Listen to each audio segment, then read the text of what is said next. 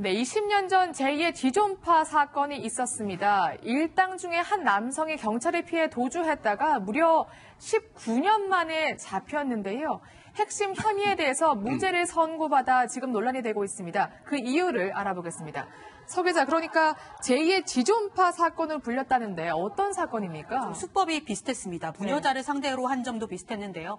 1999년 3월이었습니다. 4인조 강도였는데요. 2월에 만난 이들은 차를 타고 다니면서 어둡고 한적한 골목을 돌아다니면서 이 범인이 대상으로 할 사람들을 물색을 했던 겁니다.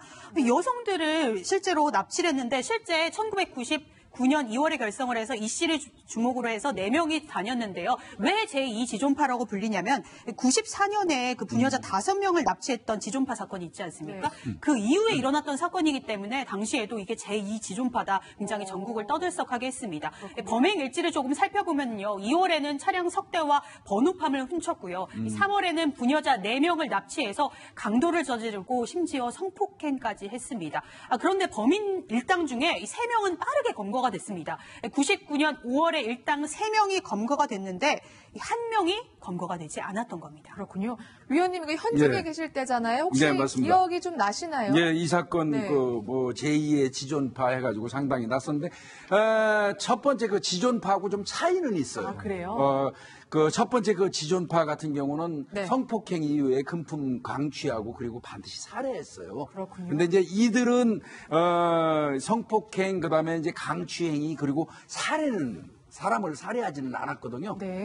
그랬던 사건 중에 하나인데 이 사람 그 4명 중에 3명이 그 바로 검거가 됐죠. 근데 검거되기 이제 한 달 전에 이 사람은 먼저 99년 4월인데요.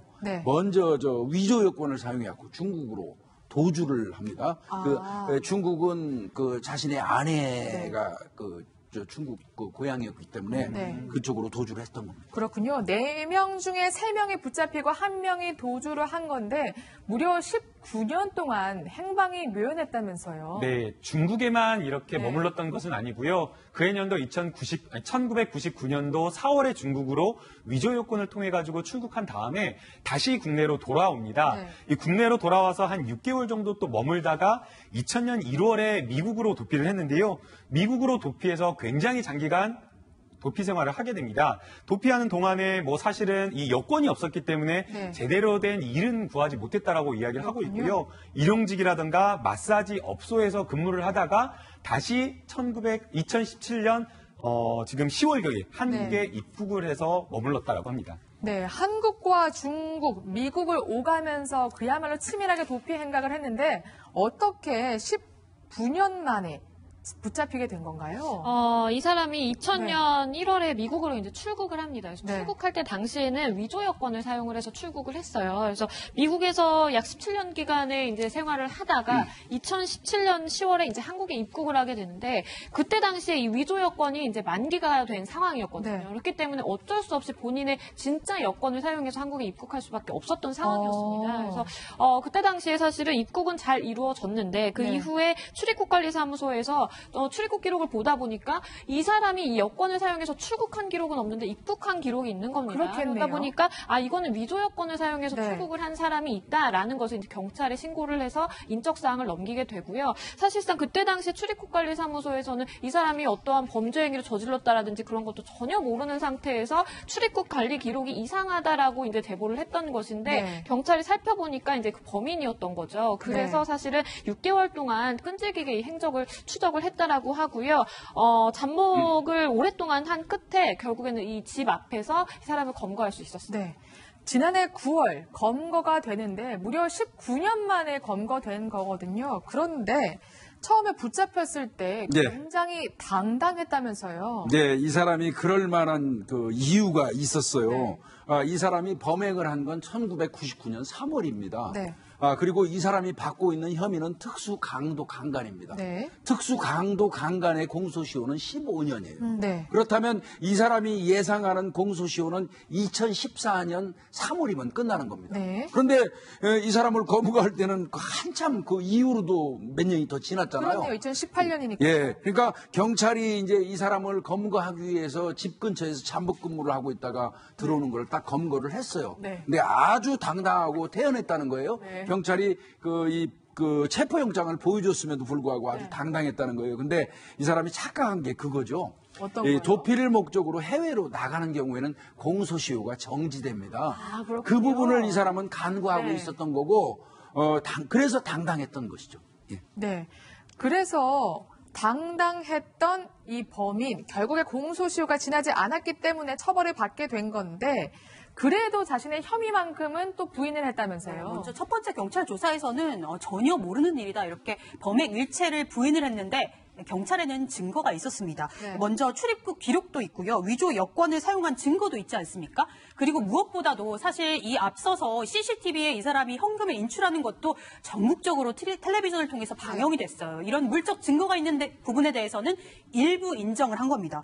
사실 나는 강도 성폭행에는 가담하지 않았고 단순 현금 인출죄기다 이렇게 한 발 빼기로 하면서 일부는 인정을 하지 않은 것이죠. 그렇군요. 끝까지 부인하면서 재판정으로 향하게 되는데 일단 혐의가 사문서 위조, 그다음에 불실 기재 여권 행위, 특수강도 강간인데 재판 결과는 어떻게 나왔습니까? 결국은 그 재판에서는 특수강도 그다음에 이 강간 혐의는 무혐의가 떨어졌고요. 무죄예요. 예, 사문서 위조한 거 그다음에 불실 기재 여권 행사죄 네. 이거 인정을 해가지고 1년 6개월의 이 형량을 선고했습니다. 그렇군요. 변호사님, 근데 사실 당시에 붙잡혔던 일당들이 최대 징역 17년까지 받았잖아요. 어떻게 4명 중에 3명은 그렇게 수십 년의 형을 선고받는데 이 사람은 왜 무죄가 나왔을까요? 사실 그냥 언뜻 보면은 네. 그 당시에 이제 선고가 됐을 때 17년까지 최대로 이제 선고를 받고 복역 중인 사람도 있었기 때문에 사실은 도피한 게 사실 죄가 더 무거운 것 같고 더 높은 형량을 선고받아야 될 것 같은데